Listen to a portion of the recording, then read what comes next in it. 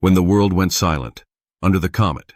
Part 2. The moment I realized I wasn't okay was stupidly simple.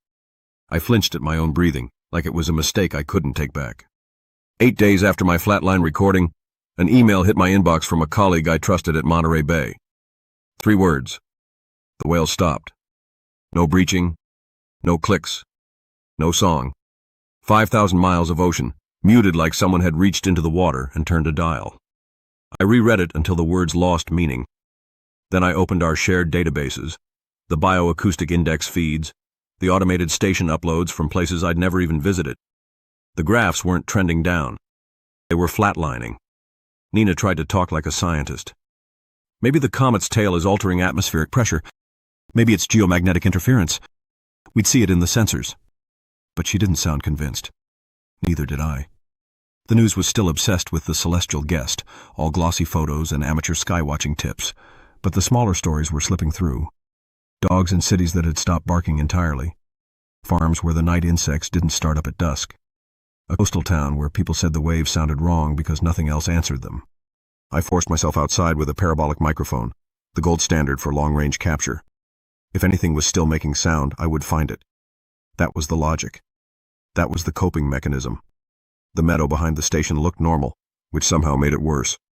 The grass moved. Leaves turned. Life continued to occupy space while refusing to announce itself. I pointed the parabolic dish at a rotting log, at the base of a shrub, at a patch of ants threading through the soil. Nothing. Not even the faint, constant static I'd spent my career filtering out. Then I saw what I hadn't wanted to admit. They were behaving like prey. Beetles froze mid-crawl when my shadow touched them. Ants halted, antennae sweeping in slow arcs. A lizard I spotted near a warm rock stayed perfectly still, eyes open, chest barely moving. Alive, alert, determined not to register. The silence wasn't an absence. It was a decision. That's the disturbing fact I can't shake, the one I can't package into a grant proposal or a calm phone call. Something made every animal on Earth choose the same strategy at the same time. Hide acoustically. That night the comet became a jagged white scar across the sky, bright enough to paint thin shadows at midnight. The air took on a bruised, electric violet tint after sunset, as if darkness had been replaced with something watching from behind glass. I stepped onto the porch and felt it through the soles of my boots. A low vibration, subsonic, rhythmic. Not thunder, not machinery, not wind. It crawled up into my teeth. My heartbeat suddenly felt loud, indecent. I pressed a hand to my chest like I could smother it. The instinct was immediate and ugly. Be quiet. Be smaller. Inside, Nina stared at the sky with her keys in her fist, so hard her knuckles blanched. "What is it?" I asked. She didn't answer.